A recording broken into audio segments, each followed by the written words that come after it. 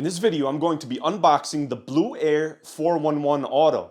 We're going to go over all the details on the button and the filter replacement, the whole 9 yards. Later on in the video, I'm going to let you know my thoughts on that specific model and whether if I recommend that model to you guys.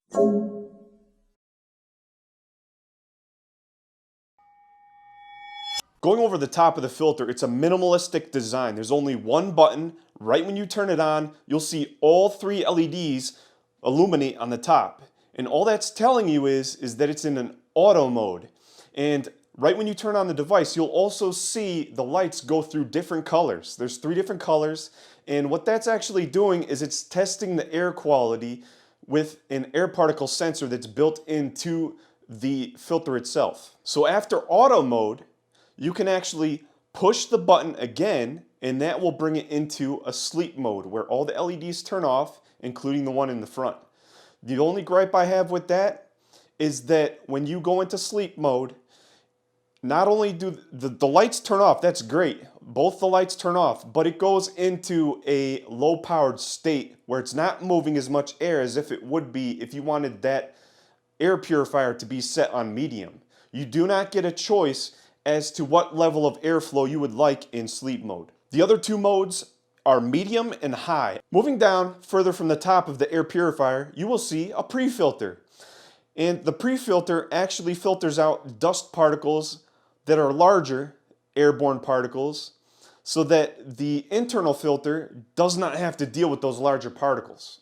And there's one major aspect I really like about Blueair pre-filters, is that it's external facing, which means you do not have to take it off to clean the pre-filter.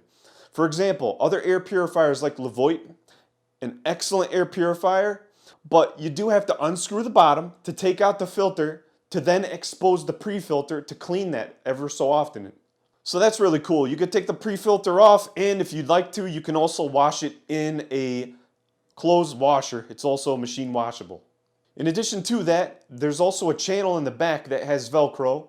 If you do not want the cable to be seen as much, you can tuck the cable behind that pre-filter flap that has the Velcro, and then you don't see the cable anymore. When it comes time to remove the air filter, all you have to do is rotate the top of the air filter clockwise, and then it just pops off of the multifunction filter that's inside of the device. That filter has a HEPA-like filter, so it is not a true certified HEPA filter.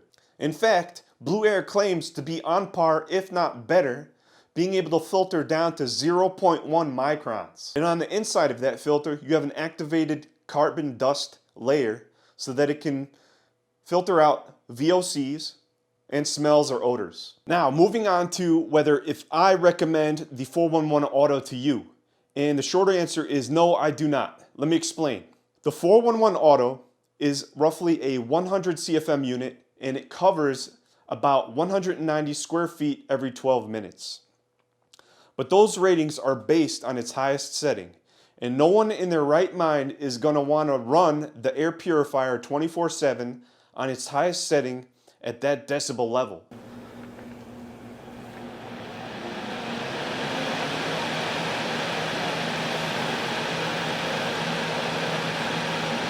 It's clearly audible.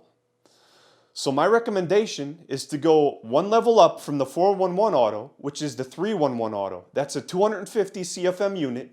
And those types of units at the 250 CFM range give you the most bang for your buck. And why is that? Because for small bedrooms, you can run them on a lower setting so that there's a lower decibel level and it moves more air.